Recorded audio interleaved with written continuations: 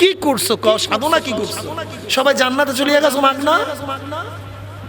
এক রাকাত নামাজ পড়িয়ে পিছনে ফিরিয়ে দেখো জান্নাত পাইছি কি পাই নাই।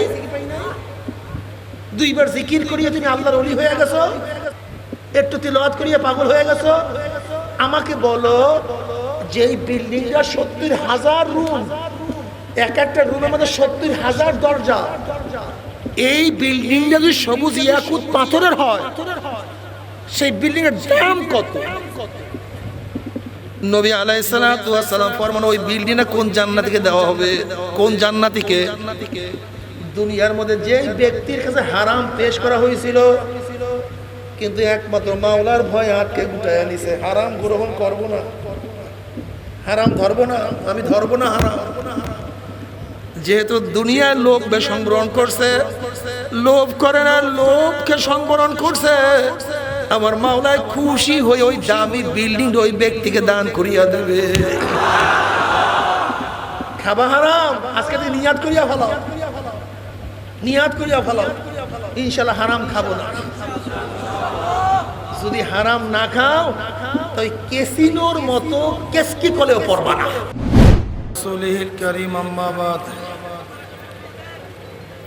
আউযু বিল্লাহি মিনাশ শাইতানির রাজীম, বিসমিল্লাহির রহমানির রহিম।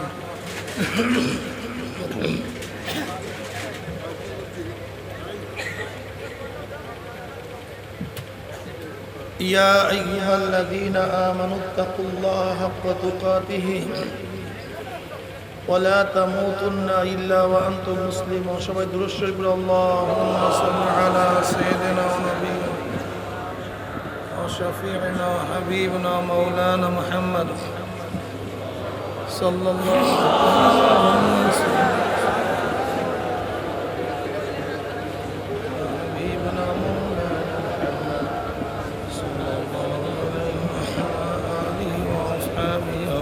ওয়াসাল্লাম।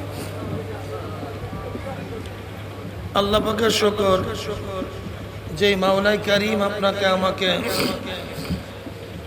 দুনিয়ার সমস্ত ঝামেলা থেকে পরিত্রাণ দিয়ে কোরআন ও হাদিসের মাজলিস, আলেম ওলামা, মুমিন, মুত্তাকিন, জাকিরিন, শাকিরিনদের এই মাজলিসে 2 দিন ব্যাপী আজকে শেষ দিন, শেষ মাজলিসে বসার, আসার, বলার, শোনার তৌফিক আল্লাহ পাক দান করছেন। শুকরিয়া দেন সবাই, বলে আলহামদুলিল্লাহ। 2 দিন ব্যাপী মাহফিলের রেজাল্ট কি শুনলাম? আমাদের কি করণীয়? আল্লাহ পাকের আদেশ কি? আল্লাহ পাক বলেন, ইয়া আইয়ুহাল্লাযীনা আমানুত্তাকুল্লাহ হাক্কা তুকাতিহি ওয়ালা তামুতুন্না ইল্লা ওয়া আনতুম মুসলিমুন। হে মুমিনেরা, আল্লাহকে ভয় কর, ভয় করার মতো ভয় কর। ইয়া আইয়ুহাল্লাযীনা আমানুত্তাকুল্লাহ, মুমিনের আল্লাহকে ভয় কর, হাক্কা তুকাতিহি, যেইভাবে ভয় করার হক, ভয় করার মতো ভয় কর। ওয়ালা তামুতুন্না, মৃত্যুবরণ করিও না, ইল্লা ওয়া আনতুম মুসলিমুন, মুসলমান না হইয়া। সবাই বলেন সুবহানাল্লাহ। অনেক নসিহত আল্লাহ পাক করছেন এই আয়াতের মধ্যে। ভয় করতে হবে একমাত্র আল্লাহকেই। কাকে ভাই? মোমেন কাকে ভয় করে? আল্লাহকেই ভয় করে। মোমেন অন্য কাউকে ভয় করেই না। আল্লাহ পাক অন্য আয়াতে ফরমান, ওয়ালা তাখশাউন নাস ওয়াখশাউনি, ওয়ালা তাখশাউন নাস, মানুষকে ভয় করিস না, চাই সে এসপি হোক, আইজি হোক, সেনাপতি হোক, প্রধান সেনাপতি হোক, চাই সে এমপি হোক, চাই সে মিনিস্টার হোক, চাই সে প্রাইম মিনিস্টার হোক, চাই সে আমেরিকার ট্রাম্প হোক, আর রাশিয়ার টনি ব্লেয়ার হোক, যে হোক না কেন, কোন মানুষকে তুই ভয় করবি না। ওয়ালা তাখশাউন নাস ওয়াখশাউনি, আল্লাহ কি ভয় কর। অন্য আয়াত আল্লাহ কি বলেন? ওয়ালা তাখাফুহুম ওয়াখাফুনি ইন কুনতুম মুমিনিন, তাদেরকে ভয় করিও না, চাই সে যে র্যাঙ্কের হোক না কেন, দুনিয়াতে যত শক্তিশালী হোক না কেন, চাই ফেরাউন হোক, নমরুদ হোক, সাদ্দাত হোক, আবু জেহেল হোক, উতবা হোক, শায়বা হোক, দুনিয়ার যত বড় বেঈমান শক্তিদার হোক না কেন, তাদেরকে ভয় করিও না। ওয়াকাফুনি, আমাকে ভয় করো, ইন কুনতুম মুমিনিন, তোমরা যদি মুমিন হয়ে থাকো। জোরে বলেন সুবহানাল্লাহ। কি বুঝলেন? মুমিন কাকে ভয় করে? মুমিন আল্লাহকেই ভয় করে, অন্য কাউকে ভয় করে। যদি আল্লাহকে ভয় করতেই পারেন তাহলে আপনার কপালে হেদায়েত চলে আসবে। কি চলে আসবে? হুদাল লিল মুত্তাকিন। কোরআন সবাইকে হেদায়েত দিবে না, কোরআন সবাইকে হেদায়েত দিবে না। মুত্তাকিন, যাদের মধ্যে মাওলার ভয় আছে, কোরআন তাদেরকে রাহনুমাই করবে। কোরআন কি বলে? ইল্লা তাযকিরাতাল লিমান ইয়াখশা। কোরআন সবার জন্য নসিহত না, সবার জন্য উপদেশ না। ইল্লা তাযকিরাতাল লিমান ইয়াখশা। কোরআন তাদের জন্য নসিহত, লিমান ইয়াখশা, যারা আল্লাহকে ভয় করে। যারা আল্লাহকে ভয় করে তাদের জন্য কোরআন নসিহত। যারা আল্লাহকে ভয় করে না তাদের জন্য কোরআন নসিহত না। কোরআন রাহনুমাই করবে, কোরআন পথ প্রদর্শন করবে যাদের মধ্যে কি আছে? আল্লাহর ভয় আছে। কি আছে ভাই? যালিকাল কিতাবু লা রাইবা ফীহি হুদাল লিল মুত্তাকিন। হুদাল লিল মুত্তাকিন, মুত্তাকিনদের জন্য রাহনুমাই করবে কোরআন। বলতে পারেন হুজুর অন্য আয়াতের মধ্যে আল্লাহ পাক বলেছেন হুদাল লিন্নাস, সমস্ত মানুষকে পথ প্রদর্শন করবে, আর এখানে বলতেছে মুত্তাকিনদেরকে লাইট, সবাইকেই পথ দেখাবে।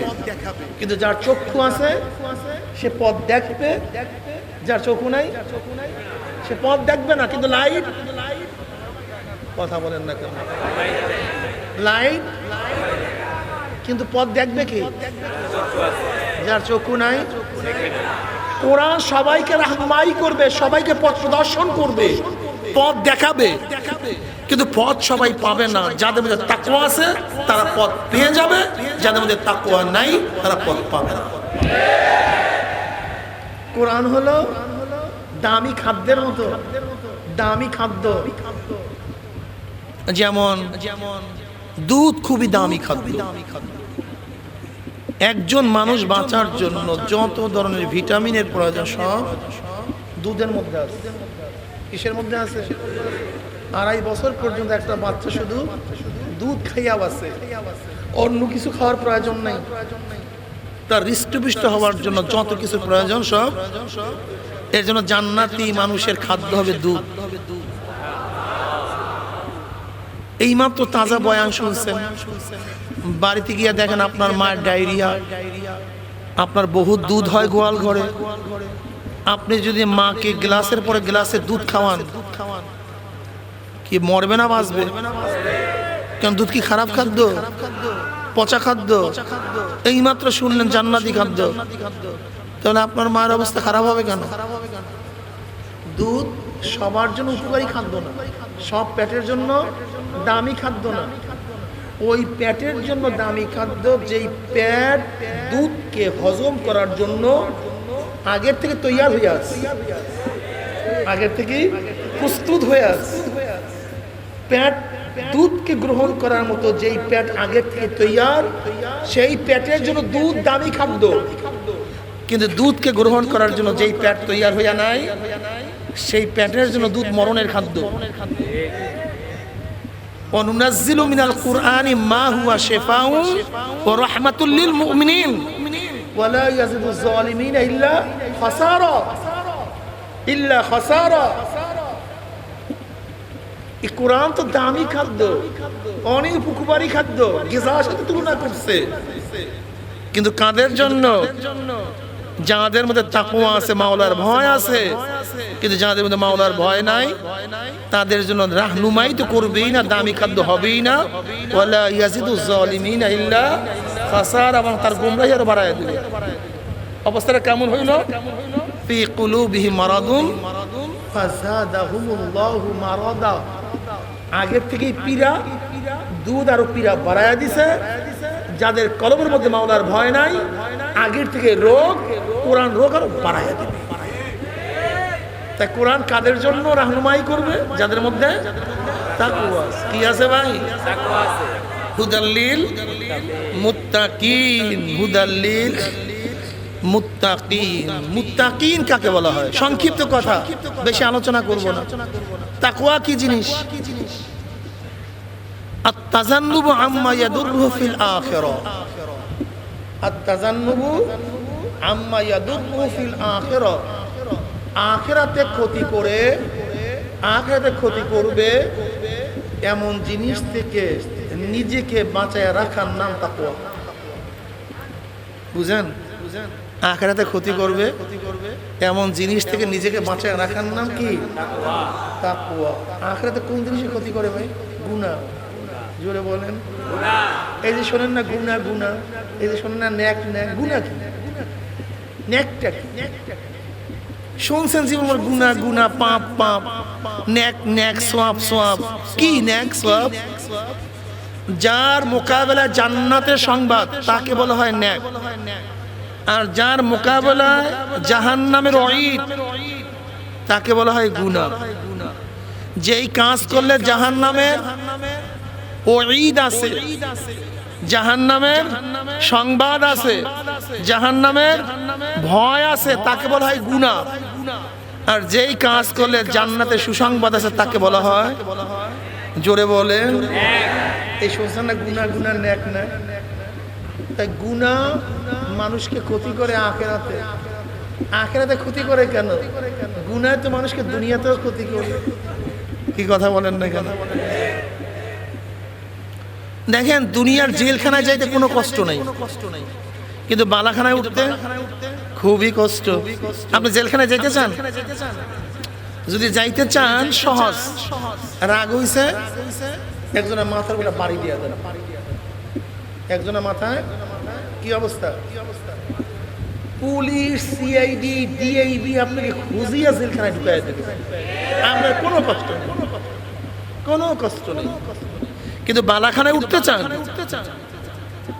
প্রসাদ বানাইতে চান, আরামে থাকতে চান, সাধনার আর শেষ নেই।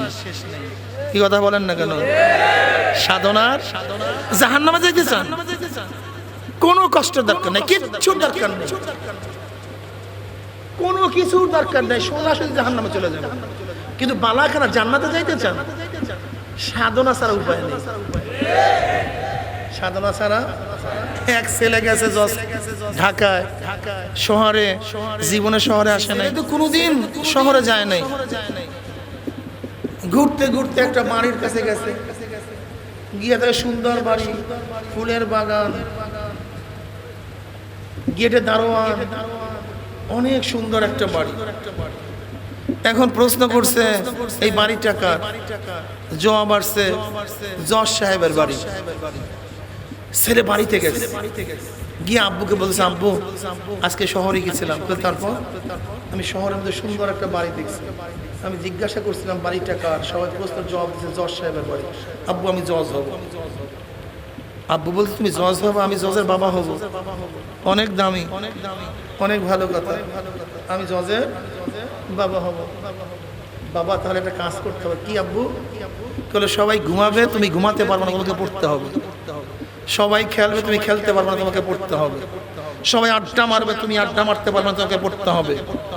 তোমার সাধনা করতে হবে, চেষ্টা করতে হবে, তাহলে তুমি জজ হতে পারবে। ছেলে সাফ সাফ বলছে, আব্বু আমি জজ হব কিন্তু পড়তে পারবো না। আমি কি হব? কিন্তু কি রে ভাই, জজ হতে পারবে না? কি কথা বলেন না কেন? জজ হতে পারবে না? তাহলে কেন? কারণটা কি? দেখছেন দুনিয়া বোঝার ব্যাপারে কার কোনো সমস্যা নেই। এখানে ছোট ছোট বাচ্চা যারা মাদ্রাসায় পড়ে নাই, স্কুলেও পড়ে নাই, সবাই একমত পড়াশোনা করা ছাড়া এই ব্যাপারে কার কোনো দ্বিমত। এবার যদি বলি ভাই তোমাকে ছোট্ট একটা বিল্ডিং উঠতে গেলে, জজ হইতে গেলে এত সাধনা করতে হয়। আর আল্লাহ পাক তোমাকে যে জান্নাত দিবে, ছোট জান্নাতটা দুনিয়ার চেয়ে 10 গুণ বড়। যদি বলে কি কে জান্নাতে যাইতে চান, দেখবেন সবাই হাত তুলবে, হুজুর আমি 1 নাম্বার। যদি বলি ভাই জান্নাতে যাইতে গেলে নামাজ পড়তে হবে, রোজা রাখতে হবে, পর্দা করতে হবে, নেক কাজ করতে হবে, জিকির আজকার করতে হবে, তেলাওয়াত করতে হবে, গুনাহ ছাড়তে হবে, তাহলে হুজুর আমি নেকও করতে পারবো না, গুনাহও ছাড়তে পারবো না, আমি জান্নাতে যাব। এরকম পাগল আছে কি নেই? এই পাগলের দলই বেশি। সবাই জজ হইতে চায় কিন্তু পড়তে, সবাই জান্নাতে যাইতে চায় কিন্তু ইবাদত করতে চায় না। যেরকম পড়াশোনা করা ব্যতীত জজ হওয়া, ইবাদত করা ব্যতীত জান্নাতে যাওয়া, মনে থাকবে তো? জান্নাতে যাইতে গেলে কি লাগবে? কি লাগবে ভাই? কেন করবো না? কারণটা কি? কারণটা কি? দুনিয়ার সংক্ষিপ্ত একটা বিল্ডিং, সুকৃত ইট বালু, এই বালুর একটা বিল্ডিং ওঠার জন্য কত সাধনা করছো। বাড়ির থেকে আসছো 4 মাস আগে, কষ্ট করতে করতে পিঠ কালো বানায়া ফেলাইছো, রিক্সা টানতে টানতে জীবনটাকে ধ্বংস করিয়া ফেলাইছো, ব্যবসা করতে করতে বয়স 60 বছর বানায়া ফেলাইছো, চাকরি করতে করতে বয়স তখন 65 হয়ে গেছে, কিন্তু একতলা বিল্ডিং এখনো করতে পারো নাই, 2 তলা বিল্ডিং মাত্র শুরু করছে, ঠিক না? গাড়িও ঠিক মতো কিনতে পারো নাই, ঢাকা শহরে অন্য জায়গায় জমিও ক্রয় করতে পারো নাই। আর আমার মাওলা যাকে ছোট্ট একটা জান্নাত দেবে, সেই জান্নাতটা দুনিয়ার চেয়ে 10 গুণ বড় হয়ে যাবে। জোরে বলেন সুবহানাল্লাহ। নবী আলাইহিস সালাতু ওয়াস সালাম ফরমান, গোটা জান্নাতের জমিনটা মিশক এবং আম্বারের দ্বারা হয়ে যাবে। গোটা জান্নাতের জমিন সব মিশক আম্বার। কাবে আহবার রাদিয়াল্লাহু ফরমান, জান্নাতের মধ্যে জান্নাতীদের জন্য সবুজ ইয়াকুত পাথরের একটা বিল্ডিং করা হবে। সবুজ ইয়াকুত পাথর চিনেন? আমি একবার বগুড়ায় গেলাম, এক আংটি ব্যবসায়ীর হাতের মধ্যে একটা পাথর দেখলাম। আমি বললাম, ভাই এটা কিসের পাথর? বলে, হুজুর ইয়াকুত পাথর। আমি বললাম, দাম কত? ব্যক্তি বলতে, হুজুর এটা নকল পাথর, অরিজিনাল পাথর না। আমি বললাম, অরিজিনাল পাথর হলে কত দাম হবে? কারণ হুজুর 10 লক্ষ টাকার উপরে। 10 লক্ষ টাকার উপরে। এই কথা বলার সাথে সাথে আমার নজর চলে গেল ওই হাদিসের দিকে। কাবে আহবার রাদিয়াল্লাহু ফরমান, জান্নাতের মধ্যে আল্লাহ পাক রব্বুল আলামিন সবুজ ইয়াকুত পাথরের জন্য একটা মহল করবে, একটা বিল্ডিং করবে। যেই বিল্ডিংটার মধ্যে 70,000 রুম হবে। কত হাজার? এক একটা রুম কত ছোট হবে? নবী আলাইহিস সালাতু ওয়াস সালাম ফরমান, প্রত্যেকটা রুমের মধ্যে 70,000 দরজা থাকবে। একটা রুমের মধ্যে যদি 70,000 দরজা থাকে, রুম ছোট না বড়? এরকম 70,000 রুম বিশিষ্ট যে একটা বিল্ডিং হয়, সেই বিল্ডিং না ছোট না বড়? আর এই গোটা বিল্ডিংটা যদি সবুজ ইয়াকুত পাথরের হয়, তা আবার জান্নাতে সবুজ ইয়াকুত পাথর, তার দাম কত? আমাকে বলেন। কি করছো? সাধনা কি করছো? সবাই জান্নাতে চলে গেছো মাগনা। 1 রাকাত নামাজ পড়িয়ে পিছনে ফিরিয়ে দেখো জান্নাত পাইছি কি পাই নাই? 2 বার জিকির করিয়ে তুমি আল্লাহর ওলি হয়ে গেছো, একটু তিলাওয়াত করিয়ে পাগল হয়ে গেছো। আমাকে বলো, যেই বিল্ডিংটা 70,000 রুম, এক একটা রুমের মধ্যে 70,000 দরজা, এই বিল্ডিংটা যদি সবুজ ইয়াকুত পাথরের হয়, সেই বিল্ডিং এর দাম কত? নবী আলাইহিস সালাতু ওয়াস সালাম ফরমান, ওই বিল্ডিংটা কোন জান্নাতীকে দেওয়া হবে? কোন জান্নাতীকে? দুনিয়ার মধ্যে যেই ব্যক্তির কাছে হারাম পেশ করা হয়েছিল, কিন্তু একমাত্র মাওলার ভয় আটকে গুটায় নিছে, হারাম গ্রহণ করব না, হারাম ধরবো না, আমি ধরবো না হারাম। যেহেতু দুনিয়ার লোভ সংগ্রহণ করছে, লোভ করে না, লোভকে সংবরণ করছে, আমার মাওলায় খুশি হয়ে ওই দামি বিল্ডিং ওই ব্যক্তিকে দান করিয়া দেবে। খাবা হারাম, আজকে নিয়াত করিয়া ফেলাও, নিয়াত করিয়া ফেলাও। ইনশাল্লাহ হারাম খাবো না। যদি হারাম না খাও তাই ক্যাসিনোর মতো কেসকি কলেও পড়বা না। বোঝো নাই ক্যাসিনোর কেসকি গাল? এই ক্যাসিনোর কেসকি কলো পড়বা না। আজকে থেকে নিয়াত করো, যদি হারাম খাও কি হবে জানো? নবী আলাইহিস সালাতু ওয়াস সালাম ফরমান ইজা ওয়াকাত লুকমাতুন মিনাল হারামি ফি বাতনি ইবনে আদম লানাহু কুল্লু মালাকিন ফিস সামাই ওয়াল আরদ মা দামাত তিলকাল লুকমাতু ফি বাতনিহি ওয়া ইন মাতা আলা তিলকাল হালাত ফা মাওয়াহু জাহান্নাম। যদি বনি আদমের পেটের মধ্যে এক লোকমা হারাম ঢুকে, আসমান জমিনের সমস্ত ফেরেশতারা তার লানত বর্ষণ করতে থাকে যতক্ষণ হারাম পেটের মধ্যে অবস্থান করে। ওই অবস্থায় যদি মারা যায় ফা মাওয়াহু জাহান্নাম, তার ঠিকানা ডাইরেক্ট জাহান্নাম। জোরে বলেন নাউযুবিল্লাহ। কি মনে করছেন?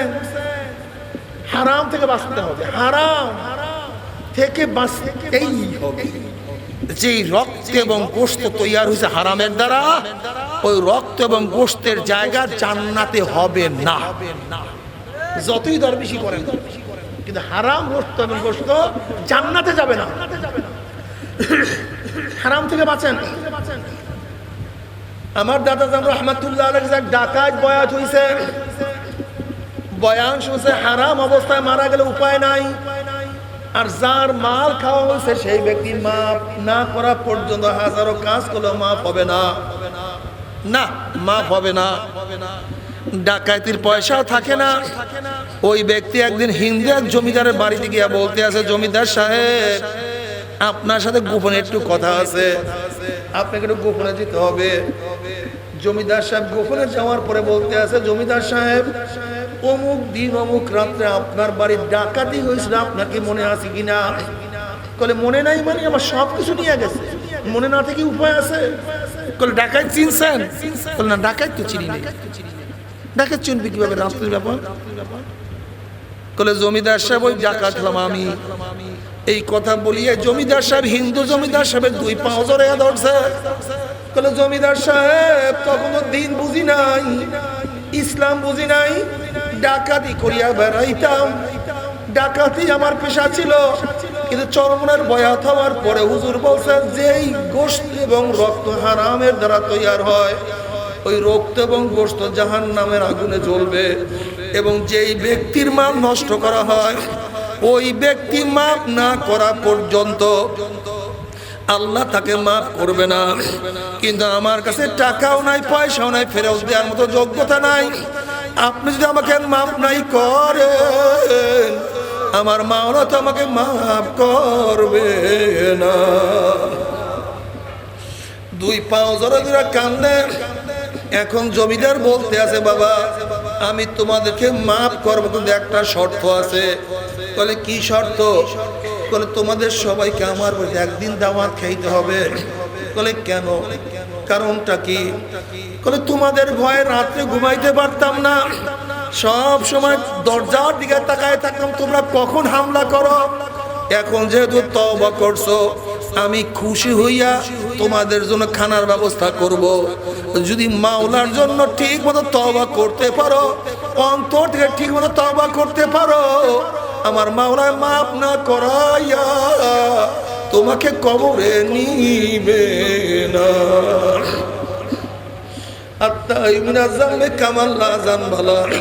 যদি টাকা নাই থাকে, অর্থ করি না থাকে, মানুষের সম্পদ নষ্ট করিয়াই থাকো, খালেস তওবা করে ওই ব্যক্তির পাও জড়াইয়া ধরো আর বলো, ভাই আপনি মাফ না করলে আমার মাওলায় মাফ না করবে না। আমার কবরে কি উপায় হবে, আমার কিয়ামতের ময়দানে কি উপায় হবে, আমার মিজানে কি উপায় হবে, আপনি আমাকে মাফ করিয়া দেন। যদি খালেস তওবা করতে পারো, আমার মাওলা নিশ্চিতভাবে ওই ব্যক্তির মনকে নরম করিয়া দিবে, ওই ব্যক্তিও তোমাকে মাফ করিয়া দিবে। কিন্তু খবরদার মাফ না করাইয়া কেউ মাওলার কবরে যাইও না। বাবারে দুনিয়াতে কয়দিন বাঁচবো, ধনী হইলেও মারা যাব, গরিব হইলেও মারা যাব। শিক্ষিত দুনিয়াতে নাই, মূর্খ দুনিয়াতে নাই। যেই জজ সাহেব ফাঁসির রায় লিখছে সেও মারা গেছে, যেই জল্লাদ ফাঁসি কার্যকারী করছে সেও মারা গেছে, যাকে কার্যকারী করছে সেও দুনিয়ার থেকে বিদায় হয়ে গেছে, যে ঔষধ বানাইছে সেও মারা গেছে, যে ঔষধ বিক্রি করছে দোকানদারও মারা গেছে, যেই ডাক্তার ঔষধ লিখছে সে ডাক্তারও মারা গেছে, যেই রোগী ঔষধ সেবন করছে সে মারা গেছে। দাদাও আবার দুনিয়াতে নাই, বাবাও দুনিয়াতে নাই, আমিও যাওয়ার পথে। ভবিষ্যতে যারা আসবে তারাও দুনিয়াতে থাকবে না, দুনিয়া থাকার জায়গা না। আমরা দুনিয়ায় কেউ থাকতে পারবো না। কিন্তু কি নিয়ে রওনা করছো মুসাফির? খবরদার হুশ করিয়া হিসাব নিকাশ মিলাইয়া তারপর রওনা করিও মুসাফির। এ নৌকার মাঝে খবরদার, এখনো নৌকা তোমার দরিয়ার কিনারায়। নৌকা চেক না করিয়া কেউ দরিয়ার মধ্যে পাড়ি জমায়ও না। মেঘনার মতো নদী পাড়ি দিবা, পদ্মার মতো বিরাট নদী তোমাকে পাড়ি দিয়া যাইতে হবে, তোমাকে বিশাল সাগর পাড়ি দিতে হবে। নৌকা চেক করো, দেখো তোমার নৌকার তক্তাগুলি পচিয়া গেছে না ভালো আছে? বাদামের অবস্থা কি, রশির অবস্থা কি, দাঁড়ের অবস্থা কি, বৈঠার অবস্থা কি? খবরদার চেক না করিয়া দরিয়ার মধ্যে পানি জমায়ও না। বিশাল তুফান, 100 ফিট উঁচা হইয়া তুফান শুরু হয়ে গেছে, 200 কিলোমিটার ব্যাগে বাতাস ছাড়িয়া পড়ছে। যদি টেক্স না করিয়া চেক না করিয়া নৌকা নিয়া পাড়ি জমাইয়া বসো, পচা তক্তা নৌকা নিয়া যদি সাগরের মধ্যে পাড়ি জমাইয়া বসো, যখন তুফান দুই দিক থেকে তোমার নৌকার মধ্যে বাড়ি মারবে, বাতাস তোমার বাদামের মধ্যে চাপ মারবে, ভাটা জোয়ার যখন তোমার বাদাম তোমার বইটা তোমার দাঁড়ের মধ্যে জোরে চাপ মারবে, যদি পচা তক্তা নৌকা হয়, ফারাত ফারাত নৌকা ভাঙ্গিয়া যাবে, তোমার বাদাম সিরিয়া যাবে, রশি টাস টাস করিয়া সিরিয়া যাবে, তুমি গহীন সাগরের মধ্যে তলাইয়া যাবা, আর তোমার উপরে যাইতে পারবা না। আল্লাহ এ শারিদিনাত নৌকার মাঝে আব্দুল্লাহ, এ শারিদিনাত নৌকার মাঝে আব্দুর রহিম, এ শারিদিনাত নৌকার মাঝে রহিমা খাতুন, তোমাকে 5টা সাগর পাড়ি দিয়ে আমার মাওলার দরবারে হাজির হইতে হবে। মৌয়াত এক সাগর, কবর এক সাগর, কিয়ামত এক সাগর, মিজান এক সাগর, পুসরাত এক সাগর। এখনো দরিয়ার কিনারায় আছো, দুনিয়ার মধ্যে আছো, দেখো তোমার ঈমান কি মজবুত আছে না পচিয়া গেছে।